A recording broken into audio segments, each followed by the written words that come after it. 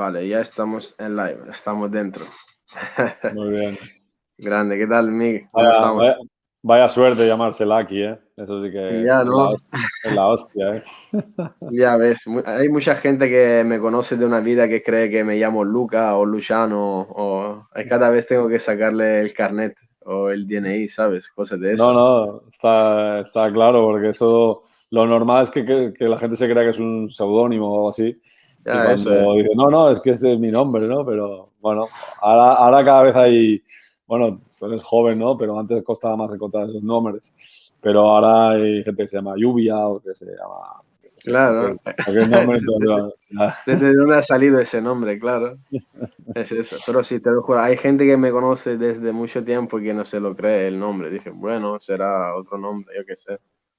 Bueno, al menos se han enrollado tus padres, han buscado ahí, bueno, vamos a poner el Lucky, sí, un tío con suerte en la vida. Ya, eso sí, te diré, ahora, bueno, cuando ya estuve más grande me empezó a gustar, pero cuando era pequeño no me gustaba mi nombre, Ya, ya, ya, ya. por varias tonterías, yo qué sé. No, En el colegio, ¿no? Y las bromas ya, y todo, ¿no? ya eso por las bromas y todas cosas de esas, ¿sabes? Y Ya, ya, era una pesadilla el nombre al principio.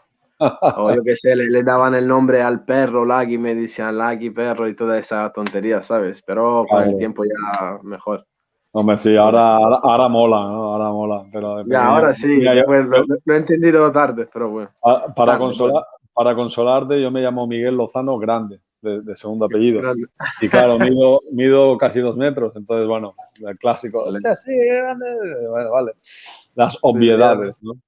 ya no te llegan también a ti las cosas, pero Claro, bueno. pero bueno, eso la gente se cansa. Al final, lo importante, yo qué sé, cuando es más pequeño, imagino, ¿no? Yo, pues por Sí, suerte no he tenido esos problemas, ¿no? Que mucha gente joven o los chavales tienen, ¿no? De bullying y estas movidas, ¿no? ya Pero ves. bueno, yo creo que la gente al final se cansa, ¿no? Si no les das bolas. Si le das bolas, entonces sí que están ahí como... Pero se cansan. Claro, eso sí.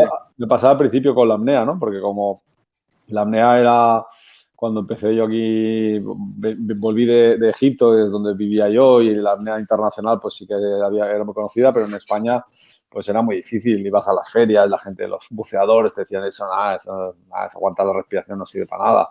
O yo Claro. qué sé, hablabas del ejercicio, la respiración, la flexibilidad, todas esas cosas. Sonaba un poco a yogi de la India, ¿no? Entonces Dice, ¿qué hace? venías, Claro, claro, como friki, ¿no? me ponía yo a hacer incluso amigos, ¿qué te ha pasado, Miguel? Te has transformado en un yogi. Entonces, bueno, al final, como tú sigues a lo tuyo, independientemente de te ríes con Claro. ellos, pero al final pues lo asumen y se normaliza, ¿no? En Se cambio, va cansando un poco, claro. cuando lo luchas, la gente dice, hostia, mira, esto le pica, ¿no? Pues sigo adelante. Claro, Ahí. van cambiando un poco el chip después, claro. Eso es, eso es. Pero bueno, esto. Mientras sea. Yo soy. A mí me gusta mucho reírme y tomar el pelo a mis amigos, pero bueno, también mientras sea algo sano, ¿no? Y que no Claro, moleste, pero entre comillas y todo, claro, eso sí, bueno. claro, claro. Bueno, Pero Miguel, bueno, vamos a empezar con esa entrevista entonces, ¿vale? cuando quieras. Vale. Bueno, bienvenidos a todos compañeros. Hoy día vamos a empezar otra entrevista de parte del Club Cas Marman de Barcelona. Yo soy Lucky y hoy noche vamos a entrevistar a un gran campeón mundial que es de aquí, de Cataluña, y se llama Miguel Lozano. Y bueno, bienvenido Miguel y gracias para participar con nosotros a esa entrevista. Te vamos No, haciendo pues, un par de preguntas que nos enviaron los chicos del club, los varios socios, y nada, a ver qué tal. Muchas gracias por estar con nosotros y bienvenido. un Grande, placer Miguel. y gracias a vosotros por llamarme y por tener curiosidad por la apnea. Y bueno, si a alguien le ayuda lo que pueda decir, pues encantado. Grande. Vamos a empezar con una primera pregunta que es lo clásico. O sea, cuéntanos quién eres y cómo empezaste en ese mundo espectacular que es el apnea. A ti, Labra. Gracias, Miguel. Bueno, pues empecé, yo soy del Maresma, de Montgat, de un pueblo costero cerca de Barcelona. Y bueno, pues de pequeño, pues mucho baloncesto y mucho mar, ¿no? Entonces, bueno, pues al final, de una forma natural, acabé pues desarrollando esa curiosidad por el agua, por los animales acuáticos y bueno, pues era un chaval, imagino que no muy diferente a los otros que estaban, pues que tienen acceso al mar y que siempre pues, estaba jugando, buscando animales bajo la roca, los pulpos y bueno, siempre me han generado mucha curiosidad. Y luego empecé un poco también con la pesca submarina, hasta los 14 años que dejé de pescar porque bueno, en realidad bueno, tomé un poco de conciencia y no me gustaba matar animales si no me los comía, porque en aquella época pues no me gustaba comérmelos. Entonces dejé de pescar durante unos cuantos años y bueno, hasta los 23, 24 años que ya volví a pescar y dije, hostia, bueno, si he de comer, pues me lo como pescado por mí, ¿no? Y Ya a de una partir de vez. ahí, pues bueno, un poco viajando por el mundo, empecé a descubrir lo que era la apnea deportiva en sí. Y bueno, casi me sorprendió porque no era algo que yo llevaba haciendo desde siempre, pero nunca había pensado que eso pudiera ser un deporte que la gente entrenara específicamente, de forma técnica, con unos protocolos y que hubiera gente viviendo y compitiendo en esto, ¿no? Entonces, bueno, indagando, pues encontré un club en Barcelona, el Cavall de Mar. Después de unos viajes que yo estuve por Asia y volví, pues decidí entrenar con ese club que Saludamos mayoritariamente... los chicos del Caball de Mar. Claro, claro. Esteban Torrano, que es nuestro gurú, con el que empezó todo, al menos en mi caso y con muchos del Club de Caball de Mar. Y bueno, mucha gente que está ahí, que ha pasado por ahí, que se continúa, como Aleix Segura o como pues Uriol, Navarro, bueno, pues muchos apneístas que han ido pasando por ahí. Y bueno, a partir de esa toma de contacto un poco con un club específico donde entraba en la apnea de piscina, pero donde yo siempre, como me había gustado el mar, pues bueno, lo utilizaba un poco como aprendizaje, pero mi objetivo siempre había estado más de irme a vivir a un sitio donde hubiera apnea profunda y me fui a vivir a Egipto, a Dahab, que es donde una de las mecas mundiales de la apnea profunda, porque tiene el Blue Hole con mucha accesibilidad, con mucha profundidad cerca de la costa, las condiciones son buenas y hay cultura, hay gente que está entrenando todos los días, como en la escalada, pues en apnea en estos sitios, ¿no? Y a partir de ahí empecé pues a dedicar pues mi tiempo y mi vida pues no solo al entrenamiento en sí, sino también a la formación, a formarme como Personas instructor y todo. y luego pues dedicarle más tiempo a exclusivamente entrenar y poder competir, ¿no? Y eso es un Vale. poco como se inicia, luego ya se ha ido variando un poco todo. Ahí lo tenemos, grande Miguel. ¿Y cuándo empezaste? ¿Tú empezaste como autodidacta o has tenido algún maestro? No, bueno, autodidacta te diría que desde pequeñito y siguiendo a mi padre. Entonces, Tu padre. sí, con También él. está en el mundo de la apnea, tu padre. No, estaba en el mundo de la apnea a través de mí, en realidad. Él era un enamorado del mar igual bueno, pues jugábamos en el agua, yo lo seguía, él bajaba, yo lo perseguía.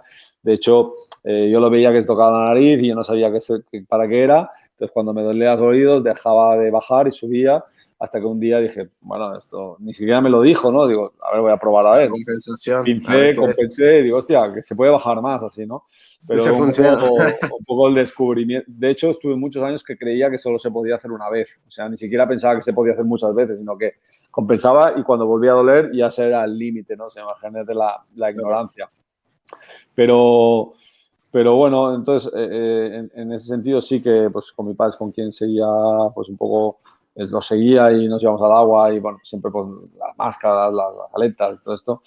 Y luego pues seguramente una de las personas que más me influenció en el mundo de la apnea es Humberto Pellizzari, que es con quien tuve la primera Grande. contacto cuando me fui a vivir a Egipto, me saqué el curso de instructores con él y a partir de ahí pues tuvimos una buena amistad, tuve la suerte de hacerme amigo, de que me llamara para estar en sus stages como staff.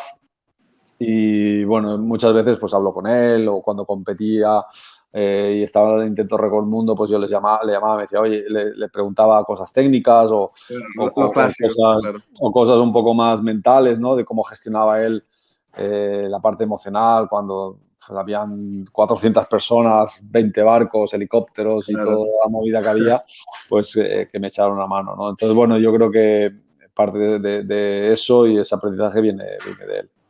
De ahí. Entonces, la persona que ha tenido a tu lado para empezar fueron tu padre al principio y siguiendo el Humberto Pelizzari, que saludamos a Humberto, que fue con nosotros para otra entrevista el 1 de abril. Ya. Lo vi. Humberto, grande. Y bueno, tú en general, ¿qué piensas sobre la práctica de la pesca submarina? Hemos dicho que eres un gran apneísta, pero ¿utilizas también esa técnica para pescar o es una cosa que no te importa la pesca submarina en sí? Bueno, ha cambiado un poco. Sí que desde pequeño yo recuerdo tener bastante, bueno, un poco, cuando vas mucho al agua y cuando iba a pescar mucho, tenía como cierto instinto. Nunca he llegado a ser un gran pescador ni tampoco, pero digamos que percibía dónde podría haber pescado, dónde no había y dónde no debía bajar y hacer esfuerzo y dónde sí, ¿no? En cambio, eso lo perdí porque estuve muchos años que Sí, dejé de pescar practicando.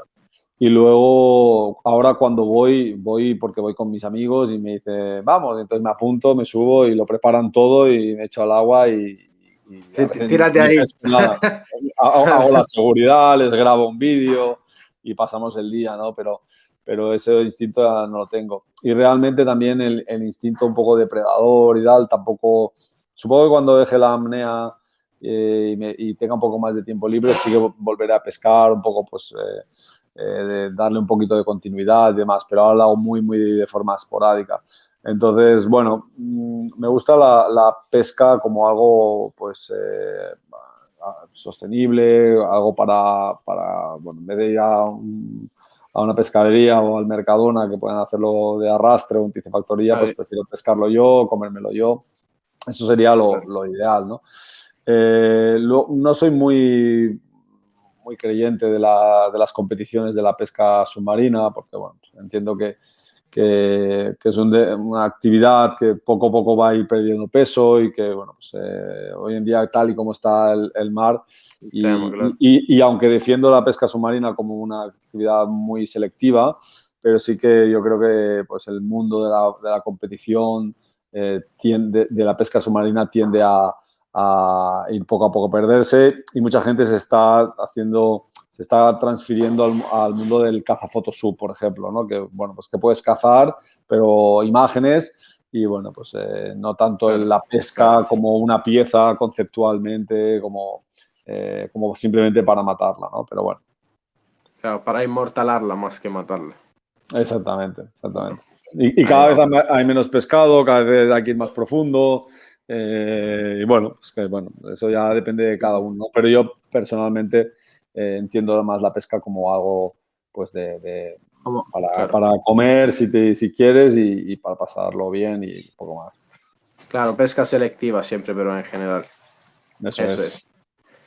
Bueno, cuéntanos un poco de uno de los viajes que te ha gustado más mientras que hacías apnea y dónde fuiste y dónde te gustaría viajar y ir para hacer apnea profunda. Bueno, es difícil decir un sitio, hay muchos sitios que he estado que son realmente espectaculares. Dependiendo, unos son para ver animales y otros son para entrenar y competir. Para entrenar y competir seguramente los mejores sitios son el Mar Rojo, Canarias, las Bahamas o el Caribe, Roatán en Honduras. Son sitios muy específicos donde hay no solo las condiciones específicas de Sí, profundidad, de visibilidad, de falta de termoclina, sin corriente, sino además a nivel logístico con un centro, con equipo para la apnea profunda. Sino que también, si me dices, pues para ver animales y para disfrutar de la biodiversidad, pues seguramente sitios como Indonesia o Papúa o no sé, Maldivas o Sudáfrica, Mozambique, son sitios sí, realmente muy espectaculares. Quizá con las condiciones no son ideales por temas de corrientes o por temperatura, por logística, por la propia climatología del mar, que no es estable como para la apnea profunda de competición, pero son claro. sitios increíbles porque, bueno, la biodiversidad que hay es espectacular. Claro. Por ejemplo, por biodiversidad, ¿con qué animales te ha gustado más nadar y tenerlo ahí a tu lado? Bueno, a mí me atraen mucho los mamíferos. Entonces, bueno, todo lo que son pues, los calderones tropicales, que tuve la suerte de estar mucho un tiempo ahí en Canarias, entre Tenerife y La Gomera, pues hay grupos de familias estables, o sea, que viven todo el año ahí por la profundidad y por Right. acceso a comida. Entonces, bueno, pues todo lo que son calderones o delfines siempre me ha encantado, ¿no? Y luego, pues, bueno, no soy súper fan de la microvida de los, Okay. de De las los medusas. de las medusas, de los nudibranquios. Y hay gente que es una loca de esto y que a lo mejor va a ciertos sitios en Indonesia donde hay A buscarlos, sitios claro. especiales. Me gusta, me encanta. He estado en estos sitios, he estado en Lembe, he estado en ¿cómo se llama estos sitios? En el archipiélago de Alor, no sé, en Papúa, en Sorón, en sitios así, que hay una vida espectacular bajo el agua, Claro. de animales rarísimos, ¿no? Que se llaman mac diving, ¿no? Buceo en Okay. barro. Y entonces hay los bichos más extraños del mundo. Me encantan, me parecen increíbles, pero mi instinto es mirar hacia el azul a ver si viene un bicho grande, ¿no? Es lo Sí, que ¿no? más ¿Y me has atrae. nadado también al lado de tiburones o de ballenas? Sí, sí, Por ejemplo. he tenido la suerte. Sí que es verdad que quizá los mamíferos como las ballenas o los delfines o los calderones es un poco diferente. El tiburón, por ejemplo, es un animal que me da la sensación que es muy instintivo, te ve, Inexplicado. tú te acercas y ¡pum! Sale disparado y se va, ¿no? En líneas generales, a menos que no sea una especie muy concreta, son animales miedosos y tampoco se nota que haya una reflexión detrás, ¿no? En cambio, o algo emocional. En cambio, tú ves un delfín o una ballena o un calderón y ves que te está analizando su comportamiento, su lenguaje corporal, bueno, pues te indica cosas, cómo te analiza, su reacción puede ser de relajación o puede estar Dice, con ¿cómo te miedo. huele ahí? Claro, de la misma manera que nosotros lo estamos analizando y tenemos curiosidad y nos sorprende, pues ellos igual, ¿no? Entonces ves que hay una interacción a un nivel un poco más superior. Claro, y estar al lado de un animal grande como una ballena que escuchas, pienso también su corazón, ¿no? Mm. También que es enorme. Sí, Vaya tela. es espectacular. Y el sitio que me decías donde me gustaría, pues me gustaría seguramente la Polinesia Francesa, que no está nunca, y ahí es un sitio donde puedes ver pues precisamente ballenas jorobadas y De eso. sitios así, pues tiene que ser seguramente una maravilla. Grande, grande. Mucha suerte entonces por tu futuro viajes. Seguro que Ya ves, iremos. ya ves, ya ves. Y bueno, cuéntanos un poco cuáles son las sensaciones que tú buscas cada vez que pones la cabeza dentro del agua y te preparas para una nueva bajada. ¿Qué es lo que buscas principalmente? Bueno, intento reproducir aquellas sensaciones de paz, de relajación, que no todos los buceos se encuentran. Hay algunos que son más exigentes que otros. Cuando es muy, muy profundo, es mucho más técnico, mucho más deportivo, de alguna manera. Entonces, bueno, estás a otro modo, ¿no? Estás un poco más en modo competición, un poco más tecnificado, ¿no? En cambio, cuando hago entrenamientos o hago más para disfrutar, para tener placer, o es la fase inicial de la preparación, pues algo más adaptativo. Entonces, bueno, me centro más en volver a tener todas esas sensaciones de relajación, de flotabilidad, de técnica, de compensación y un poco tratar porque cuando entrenas mucho, al final, pues un poco pues, se puede perder la esencia de por qué empezaste todo eso, ¿no? Entonces hay que recordarse intentar enfocarte en tener las sensaciones de por qué tienes placer haciendo apnea cuando se hace duro el entrenamiento de forma continuada y a mucha profundidad. Entonces, bueno, trato de eso, de centrarme en mi respiración, en mi relajación, la fluidez, la conexión del cuerpo, la mente y la naturaleza, la profundidad y, bueno, pues un poco evadirme y utilizar esos momentos de desconexión de la cotidianidad, ¿no? De la locura en la que vivimos todos, pues un poco como terapia también, ¿no? Vale, y entonces explícanos un poco las sensaciones en la cual te encuentras cuando estás en ese estadio de conciencia, para los que no practican apnea y no saben más o menos lo que es. ¿Y cuál es el camino para llegar a ese estadio de conciencia cuando estás ahí abajo relajado? ¿Y qué es lo que piensas y estás más o menos en un mundo todo tuyo, ahí abajo, tú y tú mismo, nada ruido fuera de la ciudad, fuera de las personas que hablan y cuéntanos Bueno, un poco. bueno, es difícil de describir solo en una Claro. sola frase y hay muchas emociones en conjunto, ¿no? En la bajada procuro concentrarme en la parte técnica, que es la más complicada para poder compensar los oídos, para poder estar muy relajado el diafragma, para poder tener flexibilidad pulmonar y evitar un edema pulmonar o cualquier cosa. Entonces, la bajada es tan técnica que el 100% de la concentración está en eso, ¿no? En la compensación y la relajación. Y posiblemente que es lo que más me gusta, porque hay pocos momentos en los que, si miras un poco en nuestro día a día, hay muchos momentos, la mayoría de los momentos hay pequeños momentos de concentración, pero hay siempre mucho ruido, hay mucha distorsión y muchas Claro, distracciones. claro. Entonces, No estás en un estadio de trance tan grande como bajo del agua. nuestra capacidad de concentración se reduce, ¿no? Y más hoy en día, ¿no? Que tenemos demasiados estímulos y a veces te envían un audio de más de 2 minutos y dices, 2 minutos, o ver un vídeo de más de un minuto o cosas así. Estás viendo una Demasiado película pensamientos para demasiado... quien piensa. Exactamente. Entonces, la apnea, yo creo que es un poco lo más potente de la apnea, es esa parte terapéutica, es la pureza de la concentración al extremo, ¿no? Porque no puedes no concentrarte. Si no te concentras en eso, tienes que darte la vuelta porque te haces daño a los oídos o porque tienes problemas de flexibilidad y de presión torácica, ¿no? Entonces, eso es lo que más me concentro yo cuando bajo.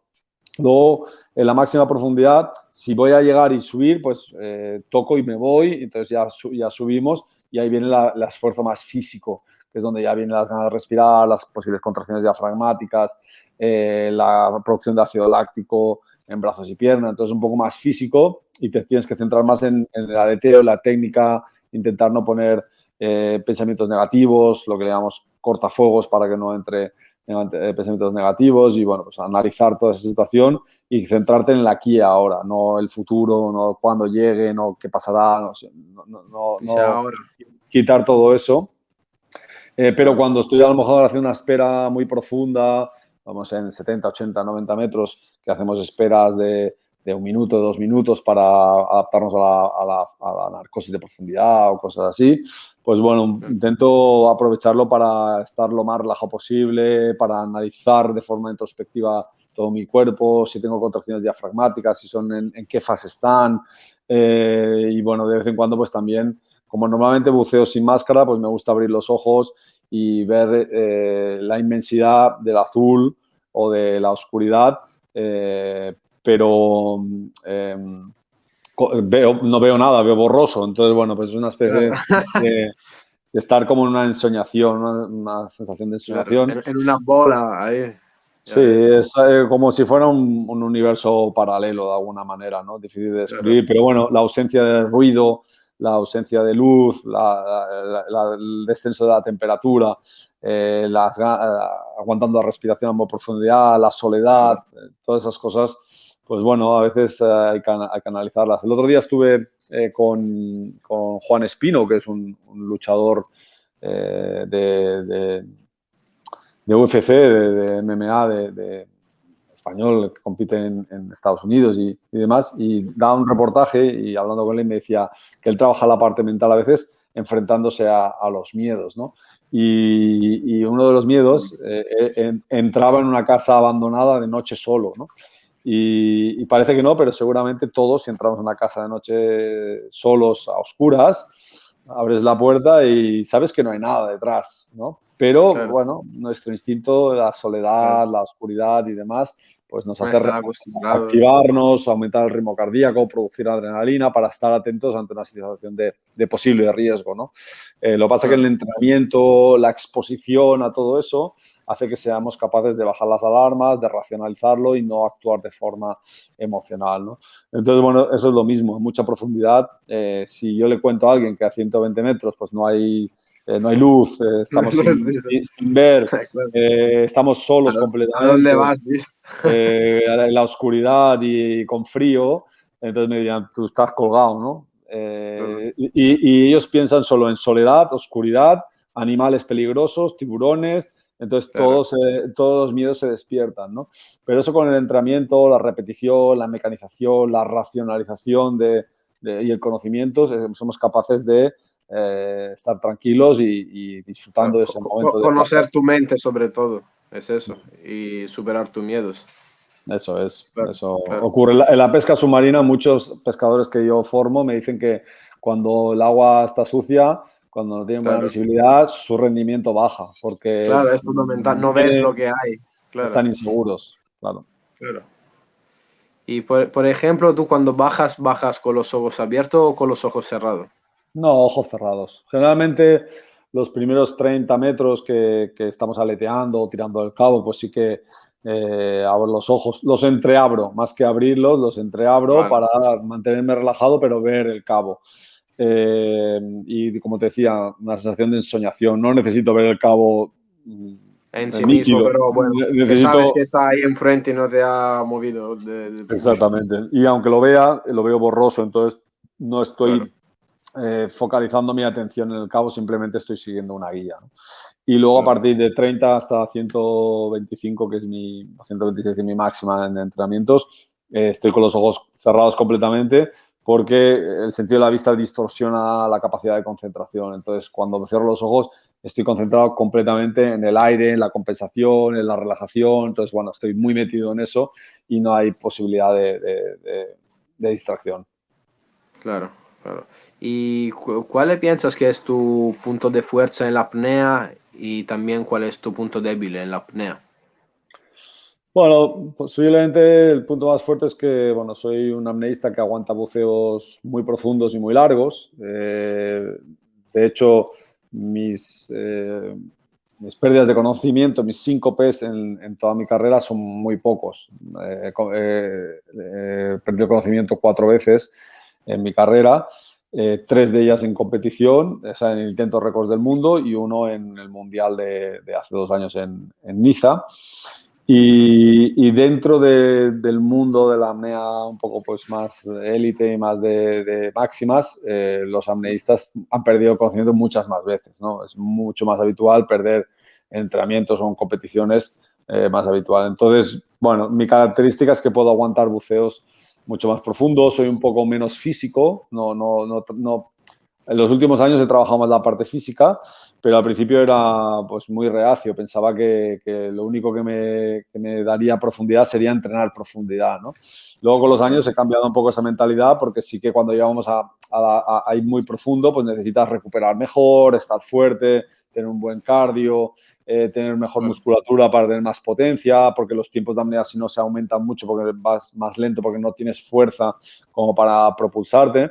Entonces esa mentalidad un poco que me vino bien porque los primeros años, en vez de dedicarle tiempo a un gimnasio, le di tiempo al en mar, la ¿no? apnea, Entonces, claro. cuando ya cogí toda esa experiencia a nivel técnico, a nivel mental y a nivel adaptativo, Sí, que es lo que pues, necesita, por ejemplo, un alpinista. Un alpinista, a lo mejor ves un alpinista que no es excesivamente fuerte, pero a nivel adaptativo, a nivel físico, fisiológico, a nivel mental y a nivel técnico es muy fuerte, pero luego tiene que añadir entrenamiento de fuerza, por ejemplo, o de sí, resistencia, o de flexibilidad, o trabajo a nivel mental, para poder pues ir con mayores garantías a la cumbre, ¿no? Pues lo mismo en profundidad. hombre, Entonces, bueno, eso quizá es un poco mi parte más potente y mi parte más débil, pues quizá es esa, la parte un poco física y, bueno, pues a veces también el trabajo mental podría ser, ¿no? También es verdad que las 3 veces que he intentado el récord del mundo, las 3 veces he perdido el conocimiento. Todo y que en entrenamientos lo había hecho siempre. perfecto, Entonces, claro. bueno, es un desgaste también emocional en los intentos de recorrer el mundo, hay mucha gente, mucho estrés y demás. Claro, claro. Si no duermes bien, si no descansas bien, si no has recuperado bien, si todas estas cosas, si no tienes una buena planificación, no puedes tener la alimentación o la suplementación, todas esas cosas muy bien organizadas, pues bueno, pueden afectar, ¿no? Entonces, bueno, supongo que ahí puedo... Pero yo creo que para ir a mucha profundidad no puedes cojear demasiado de nada. O sea, no puedes estar ni físicamente mal, ni mentalmente mal, ni técnicamente mal, ni fisiológicamente mal. Tienes que más o menos estar bien en todo. Equilibrarlo todo. Lo que pasa es que algunas despuntamos, algunos en unas y otros en otras. Otros físicamente son unos portentos, pero a nivel adaptativo pues tienen problemas de flexibilidad o de edemas pulmonares o mentalmente no tiran. Bueno, pues cada uno tiene sus fortalezas y sus debilidades. Claro, claro. Vale. Y bueno, ¿no puedes aconsejar alguna tabla de entrenamiento en seco? De estática. Sí, de estática. Bueno, a ver, las clásicas, es que en realidad en la apnea las tablas son muy sencillas. Hay las tablas de CO2 que entrenamos pues la tolerancia al exceso de CO2 o a la falta de oxígeno. Generalmente la mayor parte de los apneístas entrenan las tablas de hipercapnia, de exceso de CO2, para que su cuerpo tolere mejor las ganas de respirar, que es lo que se produce cuando aguantamos la respiración. Al no exhalar, pues vamos acumulando CO2, ¿no? Y al final de la apnea, cuando llevas ya mucho tiempo, sí que puede ser más hipóxico, pero generalmente la gente sale por la necesidad de respirar por el exceso de CO2 en sangre, por la hipercapnia. Entonces, bueno, las clásicas tablas son de aguantar la respiración de forma estable. Sí. O sea, que tú mantienes, por ejemplo, 2 minutos de apnea todo el rato, durante 7 o 8 apneas, y luego vas reduciendo la recuperación. O sea, haces 2 minutos de apnea, 2 minutos de recuperación, 2 minutos de apnea, 1,45, 2 minutos de apnea, 1,30, 2 minutos de apnea, 1,15. Cada vez tienes menos tiempo para recuperar y, por lo tanto, cada vez tienes más ganas de respirar. Eso es un poco lo clásico. Luego se puede variar, los tiempos hay que ajustarlos dependiendo del nivel de cada uno. Nosotros recuperamos muy poco para tener ganas de respirar muy pronto, para que trabajemos específicamente el momento más duro, el de la tolerancia, ¿no? Y luego, pues también entrenamiento hipoventilatorio, que sería reducción de ventilaciones en ejercicio aeróbico. Bueno, hay muchos tipos de entrenamiento, pero la base, al final, se centra en mejorar la tolerancia fisiológica al exceso de CO2 en sangre, a la falta de oxígeno en sangre, que es la hipoxia, al exceso de producción de ácido láctico cuando estás aguantando la respiración en movimiento aeróbico. Y bueno, pues luego se le va variando a algo más anaeróbico, más específico para entrenar la parte concreta de la apnea, ¿no? Vale, vale. Muchísimas gracias por esta tabla grande. ¿Y cómo podemos trabajar un poco sobre el efecto de la presión que nos aplasta cuando estamos en profundidad y intentar relajarnos y concentrarnos? Bueno, a ver, el cuerpo humano, somos mamíferos terrestres con un pasado acuático y tenemos adaptaciones para estar a mucha profundidad. El tema es más la parte mental, si estamos relajados o no, si técnicamente estamos haciendo las cosas de forma correcta y si sabemos lo que estamos haciendo a nivel teórico, ¿no? El problema de la pesca submarina es que la mayor parte de la gente que practica pesca submarina no ha hecho formación específica, es autodidacta, no lee específicamente, o lo que lee está muy difuso por internet, entonces no sabe muy bien qué está bien y qué está mal. Entonces, lo primero que tener es un conocimiento profundo sobre la fisiología para entender qué le pasa a nuestro cuerpo. Luego, hay que trabajar la parte técnica, qué están haciendo, cómo se mueven, cómo compensan en profundidad, cómo hay que aletear, cómo hacen el golpe riñón, cómo ser eficientes para reducir el consumo, ¿no? La técnica. Sí, eso es primordial. Luego la flexibilidad, hay que trabajar la flexibilidad tanto en seco como en agua, estiramientos específicos para mejorar la flexibilidad intercostal, diafragmática, pulmonar, para prácticamente no notar nada a profundidad.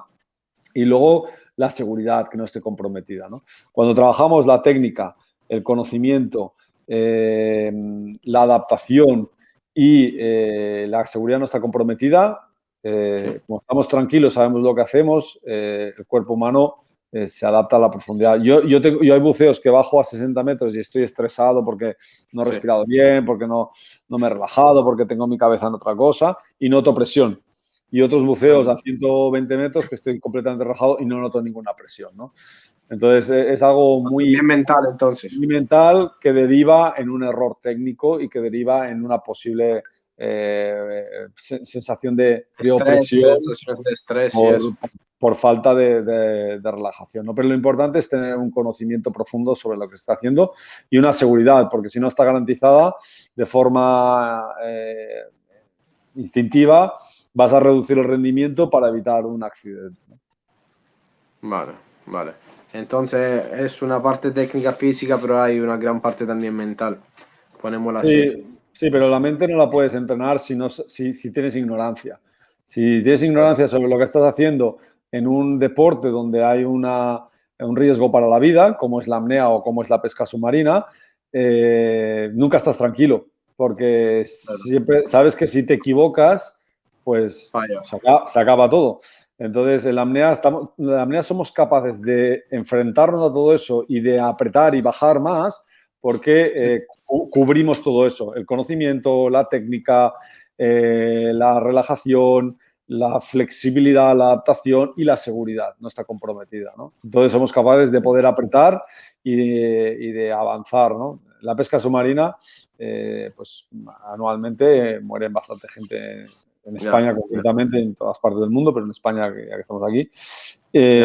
Por síncope, claro. Claro, pues sí, síncope y se ahogan. No es que el síncope se muera por el síncope, sino que nadie les asiste y entonces con la boca en el agua te ahogas. Eso no hay remedio. Claro. Wow. Y por ti, ¿cuál es una de las mejores maneras entre la correcta que hay para aletear? O sea, ¿cuál es el movimiento de pierna entre mucho que hay para aletear? Bueno, a ver, eso no es algo subjetivo, es algo objetivo. La biomecánica es la que es, o sea, la amplitud correcta es algo que está descrito y que lo puedes leer y entonces digamos que no es una percepción mía, sino que es un aleteo concreto. Luego, el aleteo se ha de adaptar al tipo de apnea que estás haciendo, a la profundidad, a las aletas que llevas, a tu perfil como apneísta o como pescador submarino y también a tu fisiología o a tu fisionomía también en el caso de, o sea, no todos, Claro. todos somos iguales, no todos tenemos la misma potencia, ni los mismos cuádriceps, ni la misma altura, ni el mismo peso, ni llevamos el mismo traje, ni el mismo lastrado. Entonces, digamos que hay que adaptarse un poco a cada situación. No es lo mismo bajar 100 metros en vialeta que bajar 30. Pues, claro. Claro, entonces necesitas una aleta un poco más blanda para consumir menos, te va a propulsar con menos potencia, entonces estás de lastrar un poco menos y llevar un traje más fino, o llevar una aleta más dura y hay apneístas que no les soportan tan duras y necesitan más blandas. Entonces, no hay... una cosa es la biomecánica, la técnica ideal, que es la simetría respecto al cuerpo, que es la amplitud y la potencia tanto en anterior y posterior respecto al eje de tu cuerpo, para mantenerte en paralelo al cabo, ¿no? Eso es algo indiscutible, que eso es la biomecánica. Ahora bien, cada apneísta, pues como te decía, unos son más potentes, más rápidos, otros van más profundo, otros compiten en Bahamas y otros en Galicia, entonces la temperatura no es la misma, las condiciones no son las mismas, el lastrado, el tipo de traje, entonces hay que buscar un poco dependiendo qué es lo que quieres hacer, ¿no? Por eso el pescador submarino pues muchas veces se centra en los foros, en las últimas tendencias de las aletas, de los materiales, de la curvatura, carbono, del ángulo, de no sé qué, y realmente tienen que analizar más bien su perfil, qué están haciendo, qué tipo de pesca están haciendo, si se cansan mucho o poco, qué tipo de dureza necesitan, qué materiales. El peso de los plomos que llevas y todo eso. Claro, generalmente van sobrelastrados, si van más profundo o no, si van a estar muchas horas, hay que ver un poco, ¿no? Seguramente una sola aleta no va, es servirle para todo, ¿no? Si es una persona que va mucho al mar. Claro, claro. Depende de la profundidad y de muchas cosas. Hay muchas variables. Hay que Pero probar bueno, y entrenar. al final no hay que volverse loco. Lo acabas de decir tú. Hay que entrenar y si tienes una sola aleta, esa es la aleta la que tienes que utilizar Hacer y todo. te tienes que adaptar tú a ella, ¿no? Entonces tienes que buscarle. Pues yo, por ejemplo, en los cursos llevo aletas más duras porque si alguien se me escapa, lo puedo coger. Si baja un poco más rápido, si lo quiero frenar, si cualquier cosa con una aleta dura lo puedo coger más rápido, ¿no? Con Entonces, una bueno, blanda pues blanda. claro, eso ya va un poco a... Pero si solo tienes una aleta, yo cuando no teníamos carbono, bajaba muy profundo y bajaba con bialeta de plástico y era lo que había, no tenía otra. Entonces, De pues es lo que polímero hay. y bien. Eso Claro, es. claro. Ya ves, ya ves. Y bueno, pasamos a otro tema. O sea, si nos puedes dar alguna recomendación y precaución para entrenar el apnea en negativo y así acostumbrarse a la profundidad sin acumular nitrógeno. Bueno, yo no soy muy partidario del buceo en negativo, el buceo de exhalación completa, que se le llama, porque, bueno, creo que no hay necesidad. Para que entiendas. Nosotros buceamos lo que llamamos en buceo en exhalación pasiva. O sea, en vez de exhalar completamente todo el aire y bajar, lo que hacemos es exhalación pasiva. O sea, yo lleno, Una media parte. exhalo pasivo y todo este aire me queda todavía y el residual. Sería más o menos la mitad, ¿no? Entonces buceamos en lo que llamamos FRC, Functional Residual Capacity, que es la exhalación, el volumen expiratorio de reserva más la capacidad, el volumen residual, ¿no? Entonces, con ese aire puedes bajar muy profundo y simular lo que ocurría en mucha profundidad. Para ponerte un ejemplo, yo en este ejercicio más o menos bajo unos 70 metros, o sea, exhalo pasivo, bajo hasta 70 metros y que hay 8 atmósferas. Y yo tengo unos 10 litros de capacidad pulmonar y exhalado unos 5 en superficie, dividiría 5 litros entre 8 atmósferas. Por lo tanto, me quedaría un volumen pulmonar de 0,6, una cosa así, más o menos. Claro. En cambio, si yo tengo 10 litros y voy a 120 metros, que hay 13 atmósferas, divido 10 entre 13, pues me quedan 0,7, 0,8. Es algo más o menos similar a lo que me va a ocurrir a nivel de flexibilidad, a caídas libres, a gestión del aire, a compensación profunda y todo esto. Cuando uno hace exhalación completa desde superficie, pues si yo tengo 10 litros y exhalo todo, más o menos me quedo con unos 2, que es mi volumen residual, que es un 20% de mi capacidad pulmonar total. Por lo tanto, si me quedo con 2 litros y bajo 20 metros, que hay 3 atmósferas, dividido 2 entre 3, y me estoy quedando con 0, muy poco, ¿no? Eso se puede hacer con la calculadora. Entonces, esa presión que se siente, a menos que no seas Herbert Nietzsche y tengas que bajar 250 metros en no limits, yo creo que no es necesario. Además, no hay una transferencia directa a nivel técnico de un buceo profundo, porque si tú bajas de 0 metros, vas de 0 a 20 metros, solo tienes 20 metros para trabajar la compensación, la caída libre, los tiempos de apnea largo. Es muy poco y es poco transferible a un buceo profundo. Cuando yo hago una exhalación pasiva y bajo de 0 a 70 y me dejo caer sobre los 10 metros, tengo 60 metros de caída libre donde puedo trabajar la compensación, la relajación, los tiempos de apnea largo, la flexibilidad, que es algo similar a lo que sería de 30 a 120, que sería un poco más largo, obviamente, pero puede ser transferible, digamos. Entonces, bueno, yo no soy partidario de la buceo en exhalación, a menos que no estés a mucho nivel, que entonces, bueno, pues sí que pues, puedes trabajarlo. Yo a veces lo puedo hacer, pero no suelo ser, incluso yo mismo no lo suelo hacer mucho porque es demasiado incómodo y no me parece que le pueda hacer una transferencia directa. O sea, ¿cómo lo ves aconsejar a gente que se está empezando como novatos algún entrenamiento en negativo? No, ni en negativo ni en buceo, ni en exhalación pasiva. O sea, si eres un novato y eres un principiante, lo primero que tienes que estar formado, eso para empezar. Luego hay que hacerlo con un compañero, no un compañero en el coche y luego cada uno a un lado pescando, sino un compañero... Clásico de lo pesca sub, vamos y una derecha, una izquierda. No, todo, una boya, un cabo, apnea deportiva. Es como escalar. Tú no escalas si no estás asegurado con un compañero, pues esto es lo mismo. Boya, cabo, sistema de parejas. Para eso necesitas que te formen previamente, ¿no? Claro. Y entonces, una vez tienes esa formación, bucear mucho como compañero y con seguridad, pero normal, con aire, para la técnica, para la flotabilidad, para la potencia, para los ritmos, para la compensación, para todo eso, ¿no? Y luego, cuando estás a cierto nivel, nosotros no enseñamos de buceo en exhalación hasta que la gente no está buceando como mínimo entre 30, 40, 45 metros de profundidad, porque no hay una necesidad ni una transferencia real, ¿no? Entonces, porque está muy ligado a la compensación profunda, el buceo en exhalación, entonces, bueno, pues lo trabajamos de forma conjunta a la compensación profunda, ¿no? Entonces, yo desaconsejaría a cualquier persona, como has dicho tú, novata, que bucee ni en exhalación pasiva ni, obviamente, en exhalación completa. Vale, vale. ¿Y qué opinas sobre la carpas? ¿Qué sería recomendable por ti en la pesca submarina?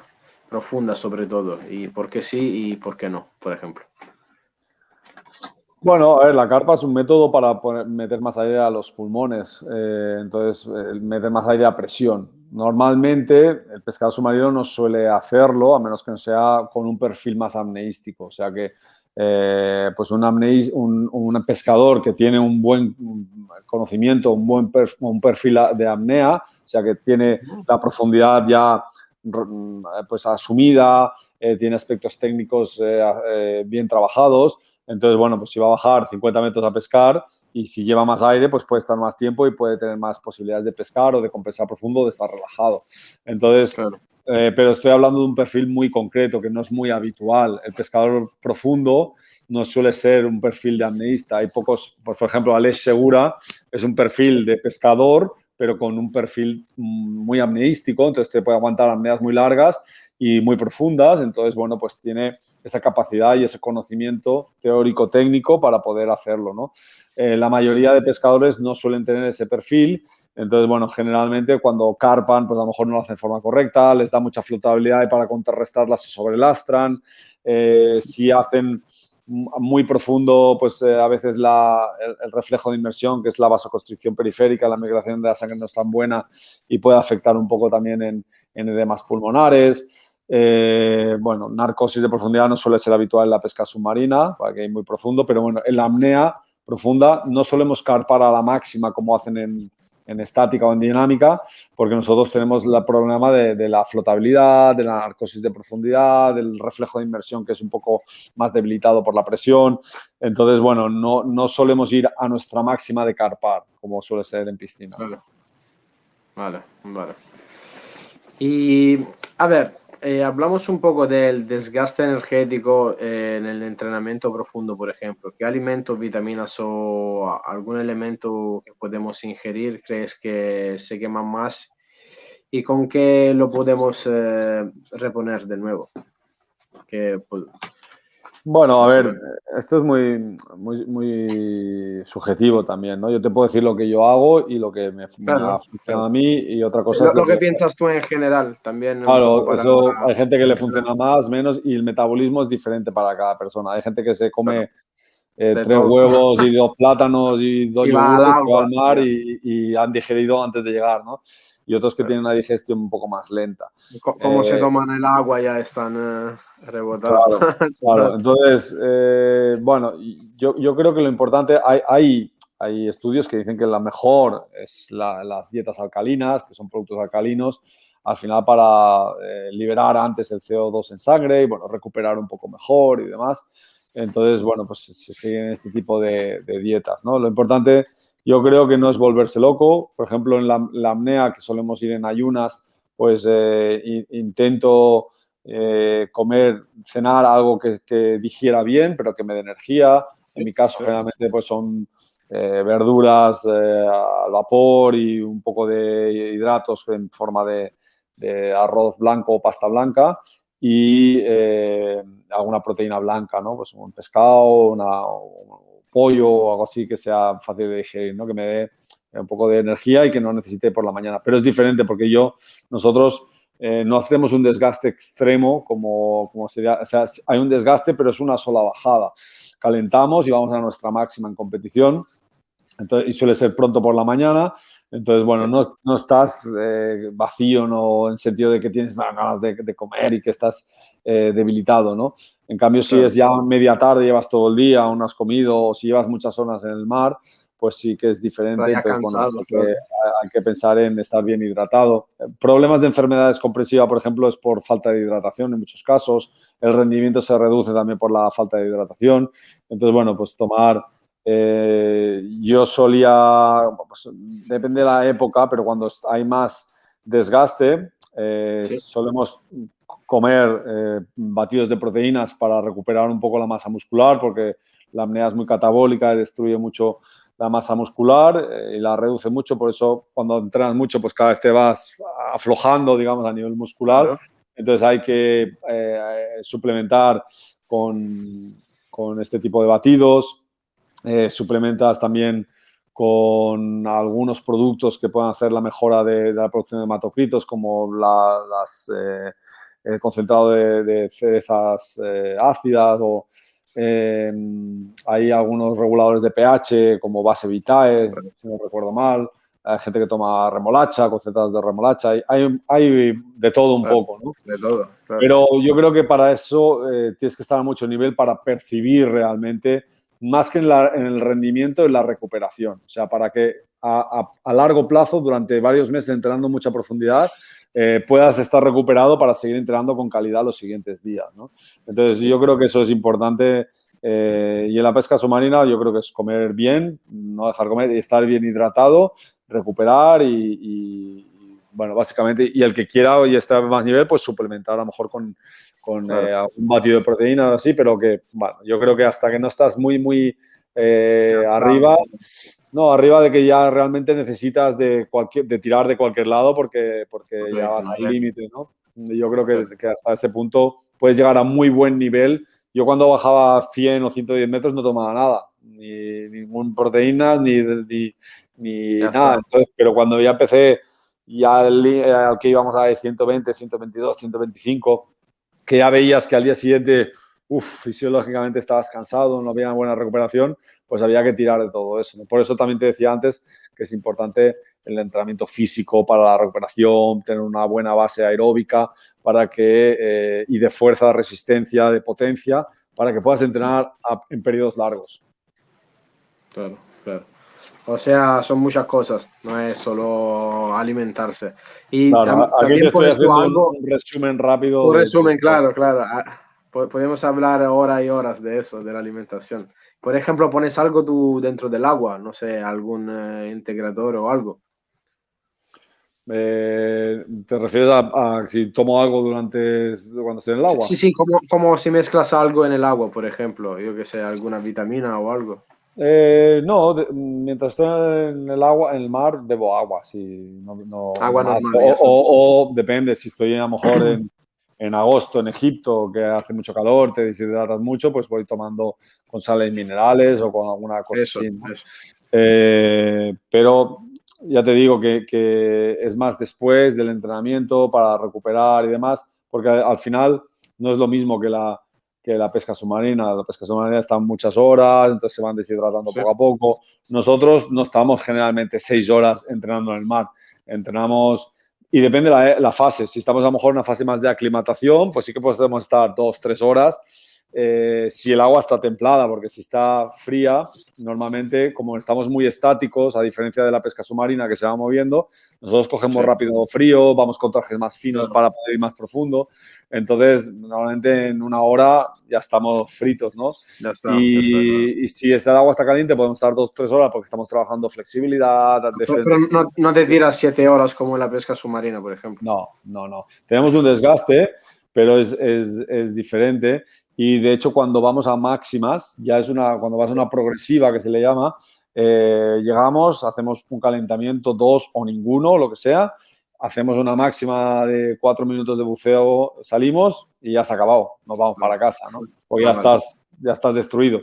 Entonces, no ha habido tiempo para que necesitamos suplementar, no es una carrera de resistencia, no es un maratón, no es como un pescador que está muchas horas en el agua, ¿no? Y después de una bajada profunda o una bajada normal que sea, por ti, ¿cuál es la correcta manera de respirar una vez que ponemos la cabeza fuera del agua? Bueno, esto no es discutible y no es una opinión personal, esto es conocimiento técnico y fisiológico. Se sabe que se le llama respiración de recuperación, o en inglés llaman hook breathing, que es una respiración que ya se hacía se hacen los pilotos de caza y con otros tipos de entrenamientos, que lo que hacemos es aguantar la respiración durante varios segundos para generar presión pulmonar. O sea, cuando salimos de una apnea, si tú estoy con aire, salgo, lo que tengo primero que hacer es sacar un poco de aire para perder presión, pero no ¿Cuánta cantidad tenemos que sacar? pasivo, Porque hay gente que pasivo. saca como mucha No, aire y no, es eso. pasivo. O sea, si yo lleno mis pulmones y exhalo, soltando solo el aire que me sale. Al dejarme neutro, al abrir la glotis, el aire que sale sin hacer yo fuerza. Se le llama exhalación pasiva. Todo este aire yo no lo saco. Entonces, solo es para perder presión y tienes una exhalación pasiva y una inspiración forzada. Para poder entrar. Para meter aire y mantener 1 o 2 segundos la respiración. Mantenemos un poco de presión para que haya una mayor presión pulmonar y para que haya una mejor difusión. Eso se hace, como te decía, los pilotos de caza, para cuando están a punto de perder conocimiento, como nos pasa la apnea, si estuviéramos en un estado hipóxico, pues con esta respiración de recuperación, si no nos hemos pasado, obviamente si ya nos hemos pasado, pues ya pérdida el conocimiento, pero si estamos en ese umbral de hipoxia con pérdida de control motor, que le llamamos samba, y hace una respiración de recuperación específica, como la que te he dicho, y está mecanizada, está entrenada, eres capaz de hacerlo incluso con esa falta de rigor por la falta de oxígeno, ¿no? Entonces, exhalación pasiva, inspiración forzada, mantener 1 o 2 segundos la respiración y 4 o 5 veces como mínimo para recuperar, ¿no? Y siempre el tubo fuera de la boca. Vale, vale. Y por ejemplo, hay otra técnica, por ejemplo, la que utiliza Gabriel Del Bene, que sería bajar y subir con el tubo en el agua, en la boca. No sé quién Y es Gabriel Del Bene. Bueno, esa persona ha ideado esa técnica que unos 20 centímetros antes de llegar en superficie vas echando con el tubo el aire fuera. Así que en caso de desmayamiento y pérdida de conciencia, te quedas con el tubo en la boca y el tubo fuera del agua. Y muchos campeones de pesca sub como Amengual, Carbonell o Giacomo de Mola lo utilizan, por ejemplo. Utilizan Vale. esa técnica. ¿Qué piensas tú de eso? Bueno, me parece que hay hay una completa ignorancia sobre eso. En realidad, eso es lo clásico que dicen los pescadores submarinos, porque alguno se ha salvado porque ha perdido el conocimiento y tenía el tubo en la boca y porque tenía el tubo fuera, pues ha recuperado. Pero lo que no saben es que es precisamente el tubo en la boca lo que les ha podido producir el síncope, porque han hecho ya la puntilla a todos los errores que han ido cometiendo. O sea, si tú yendo hacia arriba en los últimos metros en el ascenso, lo que haces es exhalar aire para purgar el tubo, si tienes suerte y pierdes el conocimiento y tienes suerte y te queda el tubo fuera de la superficie, pues a lo mejor sí que te salva, ¿no? Pero lo que no saben es que lo que están haciendo es, al exhalar ese aire para poder... Está quitando el poco de oxígeno que tienes, claro. Son varias cosas. Una es que cuando tú exhalas aire de tus pulmones para soltar, para purgar el tubo, lo que haces es, uno, sacar oxígeno que hay en tus pulmones, que hay un 21% de oxígeno, entonces ese aire que Claro. tú exhalas lo pierdes. Luego, pierdes flotabilidad, o sea que depende, si eres más experto, pues a lo mejor lo haces a medio metro y lo haces bien, pero la gente que es muy principiante no sabe todavía cuándo hacerlo y lo hace demasiado pronto. O sea que esas ideas que hay gente que le transmite a gente principiante, pues pueden llevar a un error y a un accidente, y además pierden presión pulmonar. Te acabo de decir que lo que necesitamos para recuperar es que haya presión pulmonar. Si tú exhalas un poco de aire antes de llegar a la superficie, lo que haces es perder presión pulmonar y el gradiente de difusión entre el sistema respiratorio y el sistema circulatorio es peor.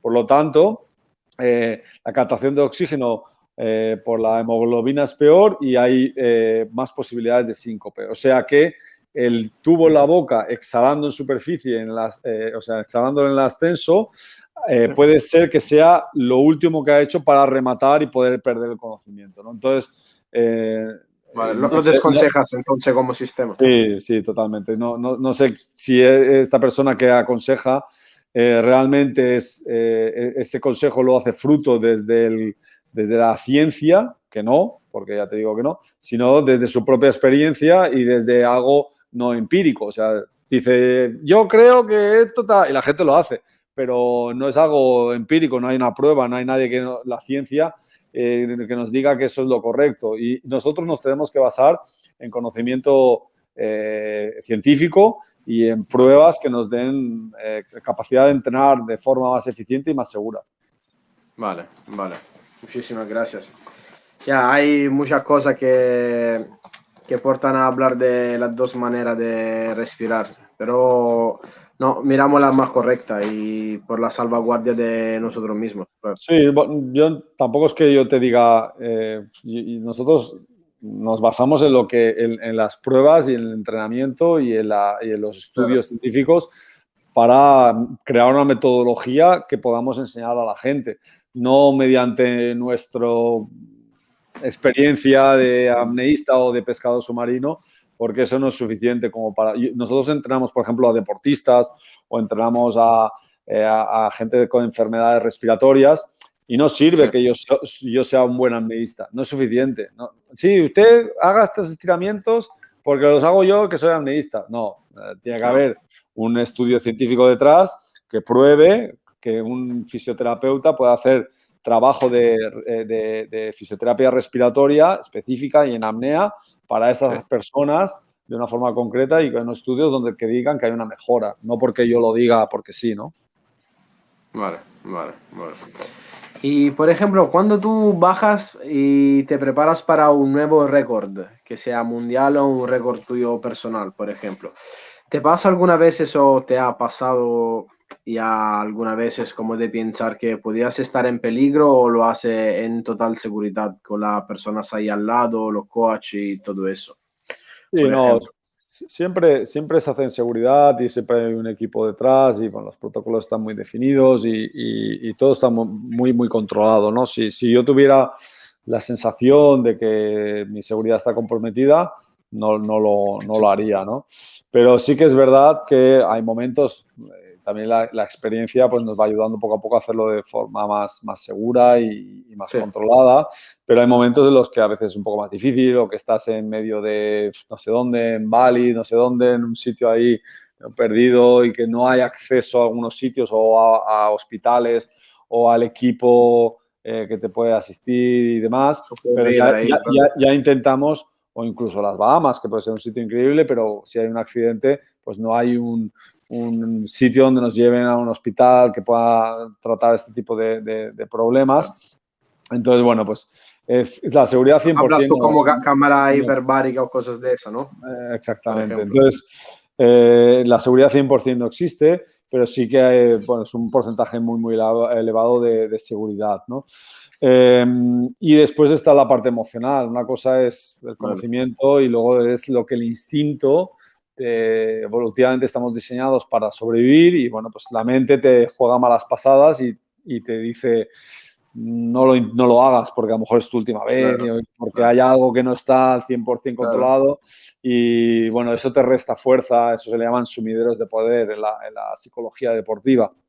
Entonces hay que aprender de ellos, analizarlos, ser conscientes y en el caso de que lo vayas a hacer, asumir la responsabilidad. O sea, decir, bueno, si decido hacerlo, voy con todo. No puedo dudar porque entonces cuando hay más riesgo, ¿no? Entonces, bueno, hay un proceso a nivel mental y al final la toma de decisión, ¿no?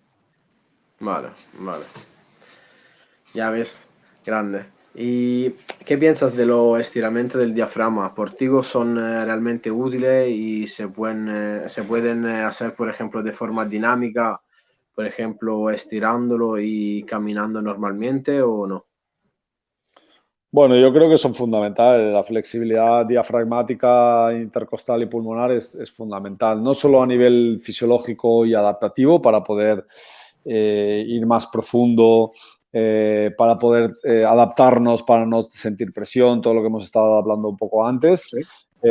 sino también a nivel técnico, para poder compensar más profundo. O sea, los pulmones tienen funcionalidades, tienen un volumen residual, una capacidad vital. Entonces, los apneístas y, en su defecto, los pescadores, lo que deberían trabajar y lo que trabajamos es ese ratio, que aumentar la capacidad vital y reducir el volumen residual. Y eso se trabaja mediante la flexibilidad tanto en seco, con los estiramientos, como en mar, con el buceo en exhalación pasiva que te decía antes, ¿no? Y con mucho entrenamiento en mar. Entonces, digamos que la flexibilidad nos ayuda a poder subir aire más profundo para compensar los oídos. Y eso se basa en tener un volumen residual más pequeño, en muchos ejercicios de flexibilidad en exhalación para poder subir más el diafragma y subir más aire a más profundidad y poder compensar más profundo. Vale, vale. Perfecto. Mira, te voy haciendo una última pregunta y ya vamos acabando, que ya hemos pasado una horita aquí juntos. Ya se ha hecho corta la entrevista, ¿eh? Ya una hora pasó. Pero Ya ves. bueno, te voy haciendo una pregunta que sería, por ti, la apnea, ¿cómo puede ayudar a la gente en la vida de todos los días? Si puede ser útil para las personas normalmente, la apnea. Sí, sí, obviamente. Yo soy un defensor de la apnea más terapéutica, más que deportiva. O sea, a mí me encanta la apnea como Exacto. deporte y me gusta entrenar y mejorar y pasar tiempo entrenando y demás, pero no todo el mundo le gusta eso. Pero sí que he encontrado mucha gente cuando formamos que lo que le gusta es la respiración para inducir la Eso. relajación, la parte introspectiva, el viaje en el tiempo, la parte mental, la mejora del rendimiento deportivo en su transferencia, o en el buceo o en la pesca. Hay muchos tipos de transferencia, pero sobre todo la parte terapéutica, o sea que realmente se utiliza la apnea, la respiración y la relajación como forma de terapia para estar más relajados, para mejorar la confianza en uno mismo, la capacidad de concentración, el dominio de la persona, la ecuanimidad. O sea, es una herramienta muy, muy potente. Y cada vez trabajamos más, yo cada vez trabajo más con equipos directivos, con team buildings, con dinámicas de grupo para poder ayudarlos a gestionar las emociones, a ayudarlos a controlar el estrés, a la mejora de toma de decisiones, bueno, pues un poco a toda esa vida acelerada de forma continuada, y necesitan pues válvulas de escape para poder un poco bajar toda esa tensión. Y la Ya ves. herramienta de la apnea y de la respiración y la relajación les ayuda mucho pues a tener una herramienta más para poder un poco seguir viviendo con esa vorágine, ¿no? Ya ves, ya ves. Vale, muchísimas gracias para estar con nosotros aquí para responder a nuestras preguntas. Bueno, hemos acabado esa entrevista, Miguel. Hemos llegado. Bueno, Espero pues que te ahí haya, espero que te haya gustado esa entrevista y charlar un poquito con nosotros. me ha Y gustado mucho, me ha gustado tu curiosidad por todo. Ya hemos hablado antes de entrar en directo, que me decías que claro, has hecho cursos, que quieres hacer cursos, que te vas con Humberto, que quieres hacer algún camp de entrenamiento conmigo. Entonces yo claro, creo que eso denota un poco la personalidad. Si tienes curiosidad, si preguntas, si lees y todo eso, claro. yo devoro todo lo que encuentro de la apnea, porque me interesa la literatura sobre la apnea y el conocimiento de la fisiología. Y yo creo que el que empieza tiene que tener esa curiosidad.